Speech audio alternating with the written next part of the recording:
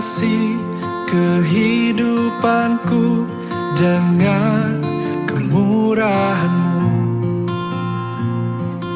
Kau rancangkan masa depanku penuh dengan harapan. Aku ada saat ini, semuanya karena kasih-Mu. Aku hidup hari ini, semua berkat kemurahan-Mu. Terima kasih Yesus, Engkau sangat baik, teramat baik bagiku.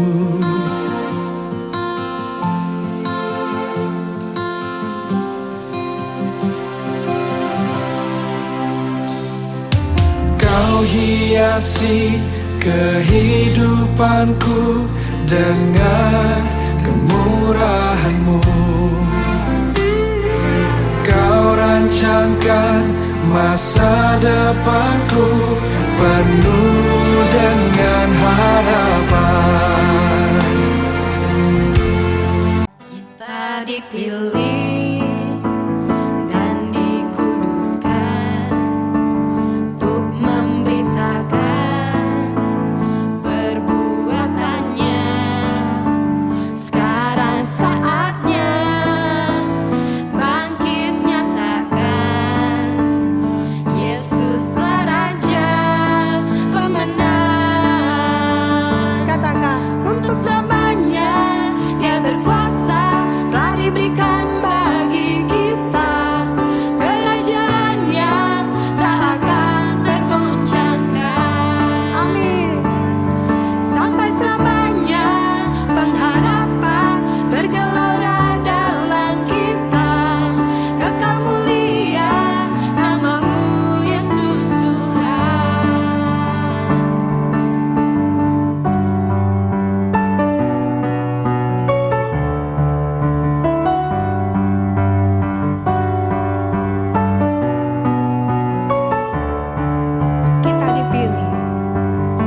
Kita dipilih dengan kuasa, sebab Roh yang dahsyat beserta kita. Sekarang saatnya bangkit nyatakan, Yesuslah Raja pemenang.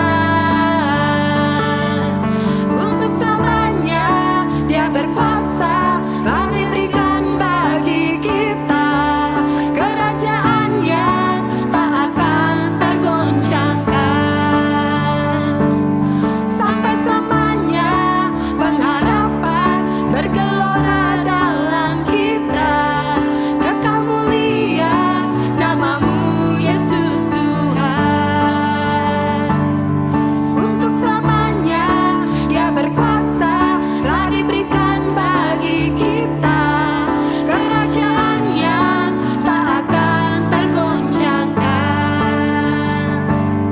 Sampai selamanya pengharapan bergelora dalam kita, kekal mulia nama-Mu Yesus Tuhan.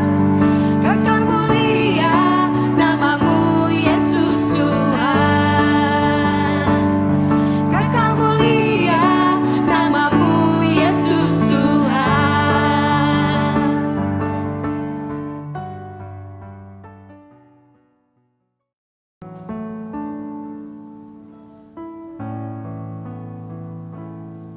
Shalom saudara yang terkasih dalam Tuhan Yesus. Apa kabarnya pagi hari ini? Kiranya kasih Tuhan, kemurahan Tuhan selalu tercurah atas kehidupan kita. Kita mau siapkan hati kita saat ini, kita mau menyembah Dia. Kita angkat satu pujian, Yesus Tuhan ditinggikan.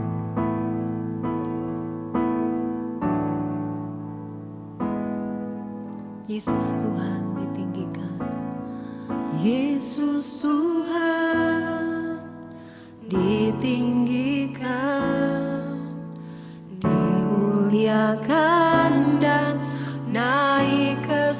surga. Dia berikan Roh Kudusnya, menguatkan dan menolong selalu. Sungguh ku rindu bersekutu denganmu selamanya. Yesus Tuhan, Kau ditinggikan. Yesus Tuhan ditinggikan, dimuliakan dan naik ke surga. Dia berikan Roh Kudusnya, menguatkan dan menolong selalu. Sungguh ku rindu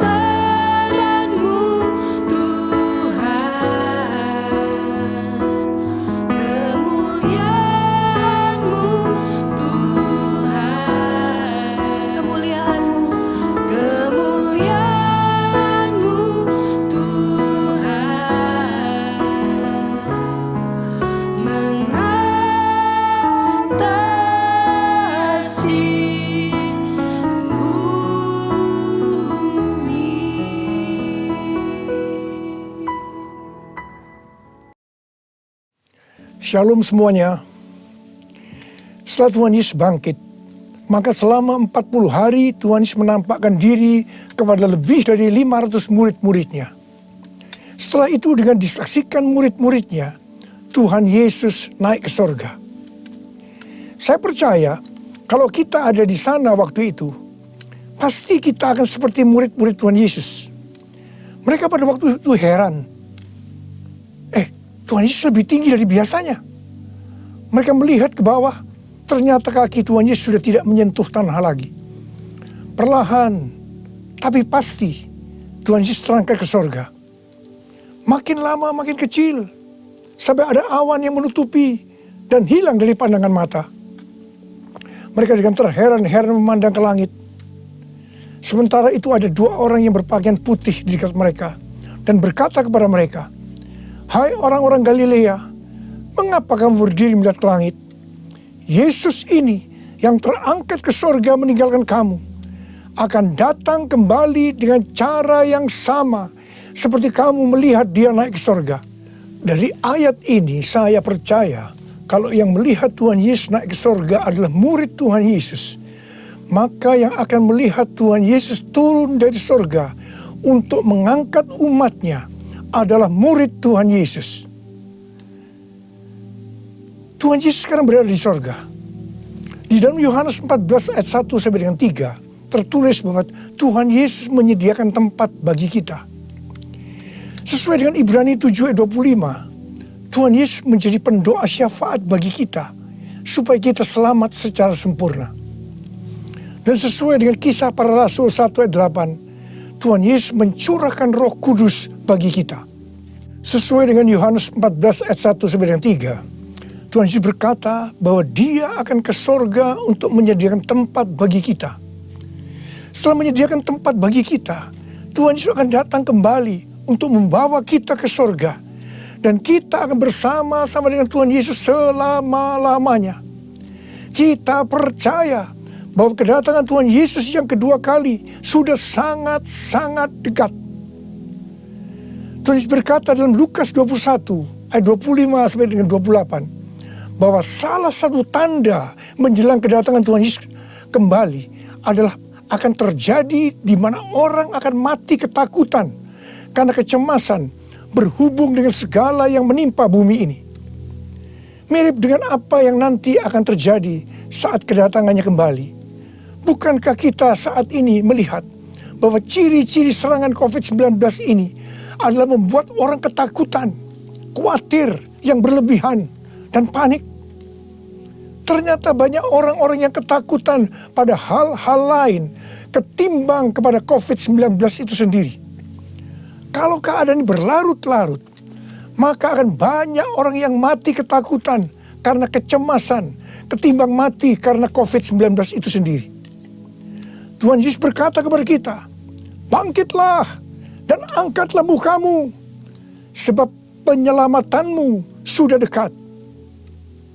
Kita harus bangkit, mengangkat muka kita, dan jadi pemenang. Sebab penyelamatan kita sudah dekat. Yang artinya kedatangan Tuhan Yesus yang kedua kali untuk mengangkat gerejanya sudah sangat-sangat dekat. Kita harus menjadi pemenang. Menang terhadap dosa, menang terhadap iblis, menang terhadap daya tarik dunia, menang terhadap kedagingan kita. Sebab hanya para pemenang yang masuk surga.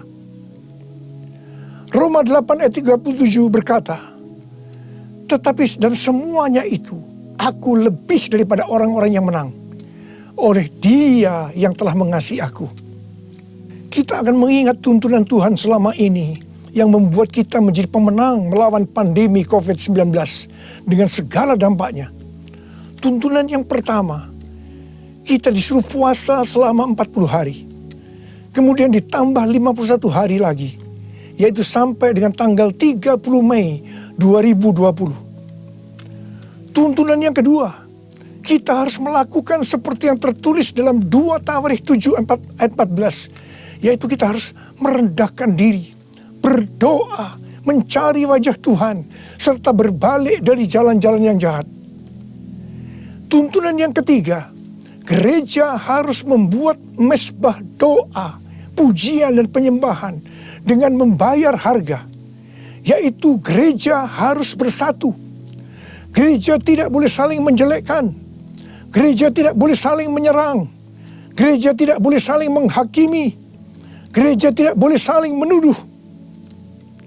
Dan tuntunan yang keempat, kita diminta untuk memperkatakan Mazmur 91 karena kita percaya. Dan tuntunan yang kelima, kita diminta untuk menghardik COVID-19 dan badai krisis ekonomi dengan berkata, diam, tenanglah di dalam nama Tuhan Yesus. Dan tuntunan yang keenam, kita berdoa agar nubuatan para nabi tentang COVID-19 digenapi. Dan tuntunan yang ketujuh, kita harus lebih banyak berdoa dan memuji dan menyembah Tuhan. Dan tuntunan yang kedelapan, kita harus memberi. Kita harus menabur. Dan tuntunan yang kesembilan, kita mengikuti protokol kesehatan pemerintah terkait COVID-19, yaitu physical distancing. Di rumah saja, memakai masker, mencuci tangan dengan benar, dan meningkatkan imunitas tubuh. Dampak pandemi COVID-19 saat ini adalah kita mulai memasuki krisis ekonomi dunia, termasuk Indonesia. Ini yang benar-benar harus kita doakan, karena ini bisa memicu krisis sosial. Tuhan sudah memberikan cara supaya kita menang terhadap dampak krisis ekonomi, yaitu dengan cara kita harus memberi, kita harus menabur. Saya ingatkan bahwa memberi dan menabur itu bukan hanya untuk orang yang kelebihan uang, tetapi juga untuk orang yang kekurangan uang, supaya berkat Tuhan turun ke atas kita. Sebab Alkitab berkata, berilah, maka engkau akan diberi. Saya ingat waktu Tuhan menyuruh saya membangun gedung SICC yang relatif besar. Keuangan yang ada jauh lebih kecil dibandingkan dengan biaya yang harus dikeluarkan. Setiap kali akan membayar termin, selalu dengan pergumulan yang berat.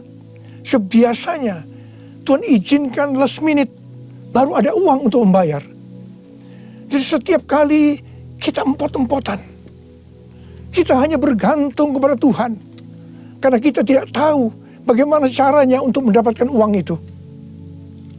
Pada suatu hari, di tengah-tengah keadaan kita yang seperti itu, Tuhan menyuruh saya untuk melakukan kebaktian kesembuhan ilahi. Tuhan memerintahkan kepada saya seperti ini. Kamu pergi ke kota-kota di mana aku akan tunjuk. Kalau kamu tiba di kota itu, ajak gereja-gereja untuk membawa orang-orang miskin, orang-orang sakit, orang yang tidak punya uang untuk ke dokter. Pada saat itu belum ada BPJS. Dan orang yang tidak punya pengharapan. Sebab aku akan menyembuhkan mereka. Dan biayanya kamu yang harus mengusahakannya sendiri. Terus terang saya tidak bisa mengerti akan tuntunan ini. Karena di tengah-tengah kita memerlukan uang untuk membangun SICC. Sekarang kita harus mengusahakan uang untuk biaya kebaktian kesembuhan ilahi, di mana ini jumlahnya relatif besar. Saya bertanya kepada Tuhan, bagaimana cara untuk mendapatkan uang itu? Dan Tuhan memberikan tuntunan. Tuntunan pertama, saya yang pertama-tama harus menabur. Seperti Daud waktu mempersiapkan pembangunan Bait Allah.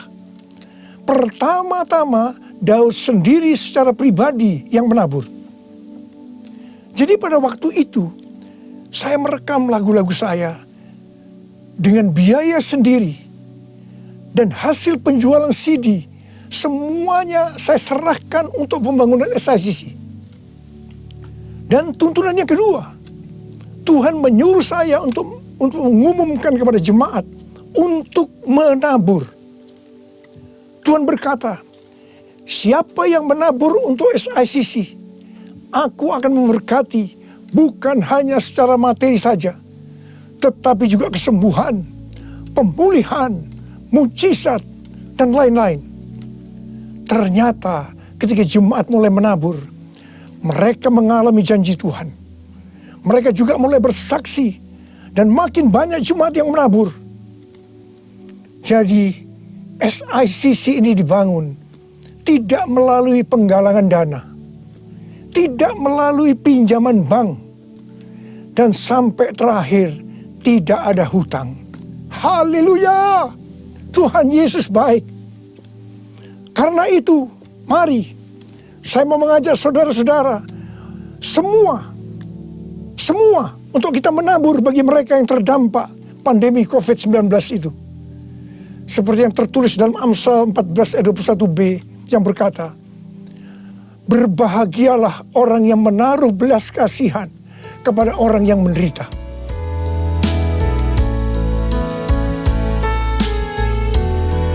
Nyanyi Hosana bagi Rajaku yang duduk di takhta.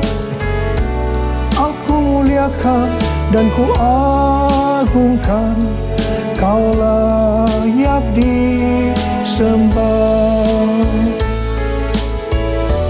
Ku nyanyi Hosana bagi Rajaku yang duduk di takhta. Aku muliakan dan ku agungkan, Kau layak disembah.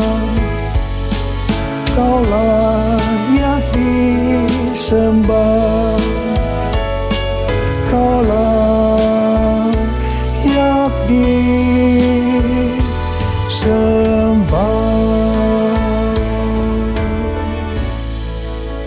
Ketika Tuhan Yesus akan naik ke sorga, Dia memberikan pesan yang terakhir kepada murid-muridnya. Ada berapa banyak murid Tuhan Yesus di tempat ini? Boleh angkat tangan. Berarti ini juga pesan buat kita semua. Katakan amin. Kisah Para Rasul 1 ayat 8 berkata, tetapi kamu akan menerima kuasa kalau Roh Kudus turun ke atas kamu. Dan kamu akan menjadi saksiku di Yerusalem dan di seluruh Yudea dan Samaria dan sampai ke ujung bumi. Untuk melakukan amanat agung Tuhan Yesus, maka kita harus menerima kuasa Roh Kudus. Jadi 10 hari setelah Tuhan Yesus berada di sorga, pada hari raya Pentakosta, Roh Kudus dicurahkan. Murid-murid Tuhan Yesus dipenuhi Roh Kudus dengan tanda awal berbahasa roh. Dan mereka melakukan amanat agung Tuhan Yesus. Ini yang Tuhan sebutkan sebagai Pentakosta pertama.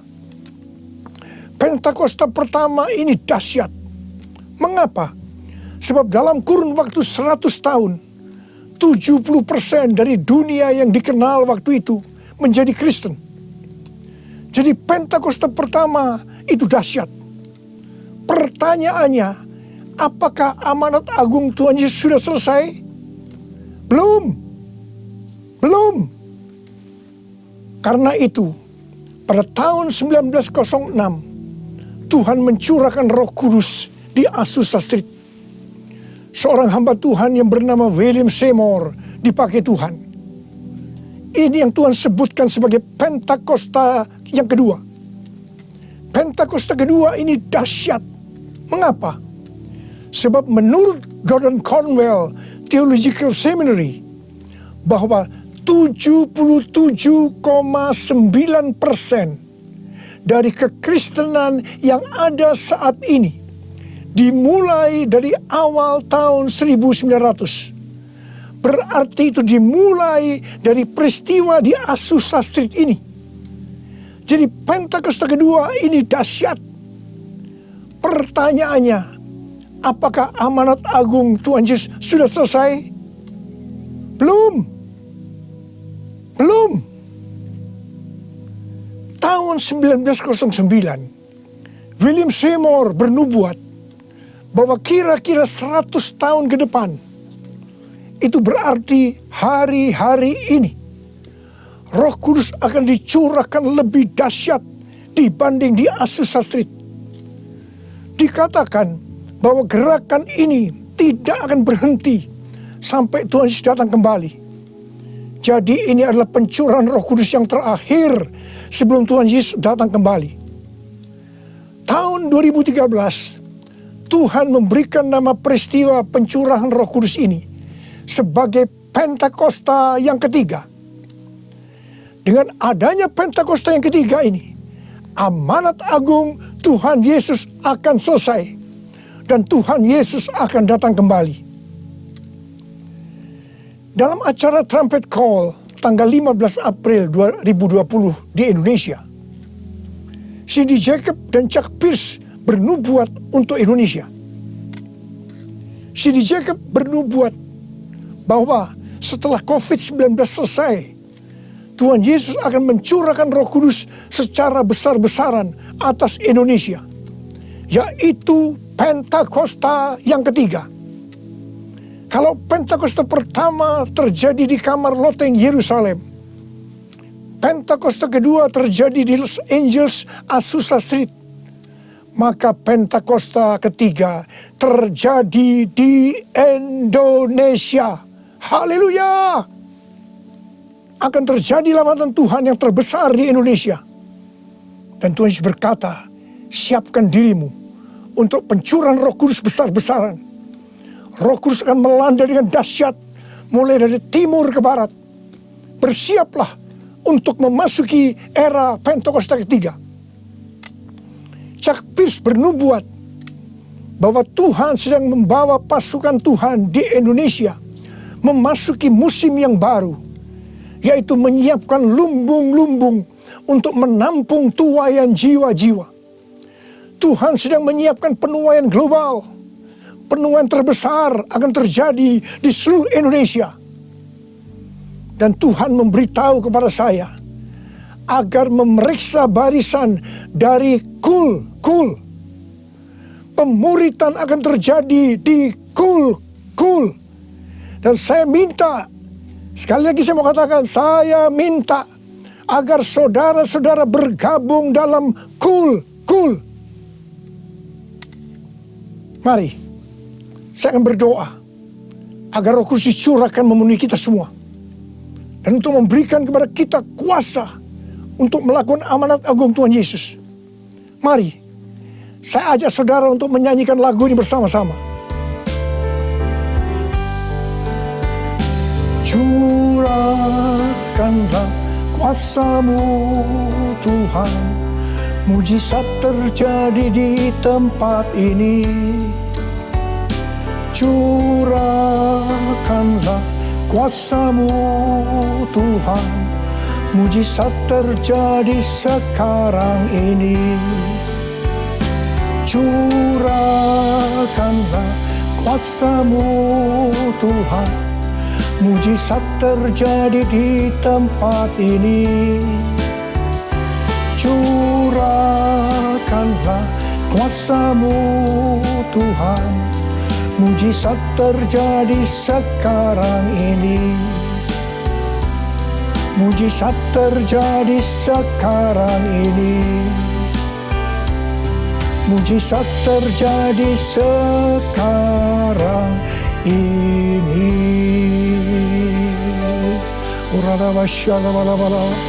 Berbahasa roh.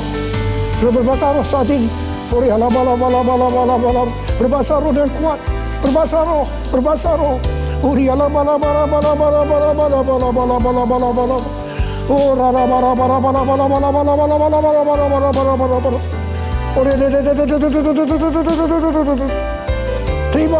Terima kuasa. Terima kuasa. Roh Kudus yang dicurahkan. Api Pentakosta ketiga sedang turun saat ini. Terima kuasa untuk menjadi saksi Yesus, untuk melakukan amanat agung Tuhan Yesus. Terima.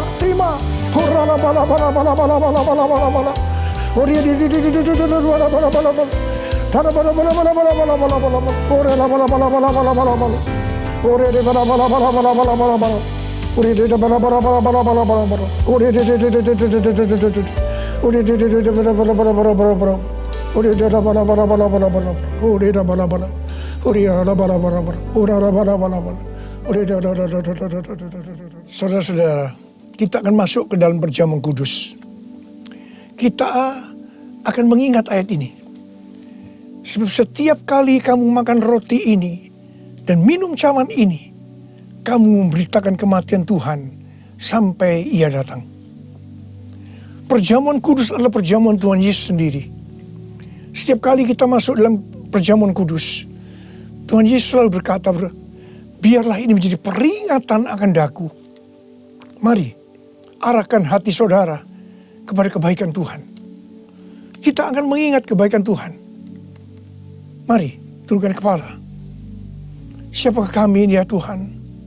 Sebelum kami mengenal Engkau, kami semua orang-orang berdosa. Upah dosa adalah maut, mati. Tapi Engkau yang tidak berdosa telah dijadikan dosa oleh karena kami. Engkau harus turun dari sorga mulia, mati ganti kami dengan penderitaan yang luar biasa. Sungguh kalau kami pikirkan ya Tuhan, betapa baiknya Engkau itu. Engkau jadikan kami sebagai anak-anak-Mu. Engkau tuntun kami, Engkau bela, Engkau lindungi, Engkau tegur kalau kami salah. Itu Engkau ya Aba, itu Engkau ya Tuhan. Saudara, Tuhan akan memberkati saudara melalui perjamuan kudus. Tapi Tuhan mau agar kita makan dan minum dengan cara yang benar. Karena itu masing-masing sekarang berdoa. Introspeksi. Lihat keadaan dirimu masing-masing. Jangan menyimpan dosa. Mari. Lihat keadaan diri saudara. Kalau ada dosa yang selama ini tidak pernah diselesaikan, ini saatnya kita selesaikan. Supaya saudara diberkati. Katakan, ampuni saya Tuhan. Ampuni saya Tuhan. Ampuni ya Tuhan. Bapa, kami akan masuk dalam perjamuan kudus dengan hati yang penuh ucapan syukur. Dalam nama Yesus kami berdoa. Amin. Mari angkat roti saudara di tangan kanan kita tinggi-tinggi. Sebab apa yang telah kuteruskan kepadamu telah aku terima dari Tuhan. Yaitu bahwa Tuhan Yesus pada waktu malam Ia diserahkan, mengambil roti. Dan sesudah itu Ia mengucap syukur atasnya.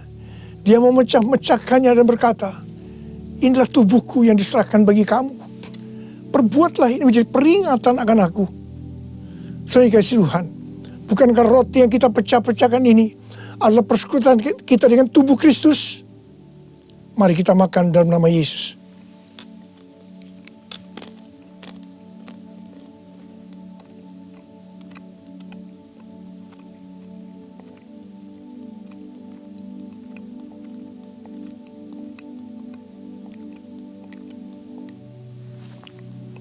Mari, angkat cawan di tangan kanan saudara tinggi-tinggi.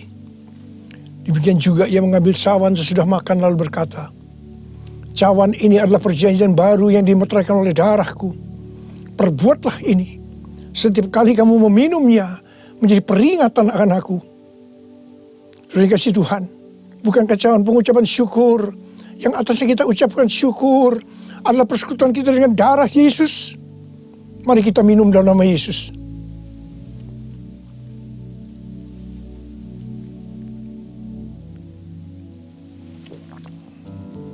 Oh Tuhan, terima kasih. Katakan terima kasih. Dengan suara, ucapkan terima kasih kepada Tuhan. Ucapkan terima kasih kepada Tuhan. Mari saudara, angkat tangan saudara. Oh rarabasya karabalabala. Tuhan terima kasih buat kebaikan Tuhan. Tuhan terima kasih buat kebaikan Tuhan. Tuhan terima kasih buat kebaikan Tuhan. Terima kasih. Kalau kami ada sebagaimana kami ada saat ini ya Tuhan. Semua karena kemurahan Tuhan. Tuhan terima kasih. Berkat-Mu melimpah buat anak-anak-Mu. Terima kasih buat penjagaan-Mu selama ini. Perlindungan-Mu terhadap anak-anak-Mu ya Tuhan. Sehingga hari ini, pada hari peringatan kenaikan Tuhan Yesus ke sorga, kami boleh mengadakan perjamuan kudus bersama-sama. Tuhan, berkat-Mu melimpah buat anak-anak-Mu. Jika ada yang sakit Tuhan, hamba berdoa buat mereka, sembuh dalam nama Yesus. Sembuh dalam nama Yesus. Terima mujizat Tuhan. Terima mujizat Tuhan. Tuhan, Engkau sendiri juga menjaga anak-anak-Mu. Tidak ada yang krisis secara ekonomi Tuhan. Engkau mencukupkan mereka. Malah memberikan hidup yang berkelimpahan buat mereka. Tuhan, terima kasih. Terima. Kau terima. Terima. Terima. Terima. Terima. Terima kasih ya Tuhan. Terima kasih. Terima kasih. Terima kasih Yesusku. Terima kasih Yesusku. Puji syukur hanya bagi Tuhanku. Terima kasih Yesusku. Terima kasih Yesusku. Puji syukur hanya bagi Tuhanku. Puji syukur hanya bagi Tuhanku. Puji syukur hanya bagi Tuhanku. Mari angkat tangan saudara. Terimalah berkat Tuhan. Kasih karunia yang berlimpah-limpah daripada Allah Bapa di dalam anak yang tunggal Yesus Kristus. Persekutuan yang manis dengan Roh Kudus menyertai saudara sekalian mulai hari ini sampai Tuhan Yesus datang menjemput kita di awan-awan. Dan bahkan sampai selama-lamanya. Yang percaya bersama-sama katakan amin.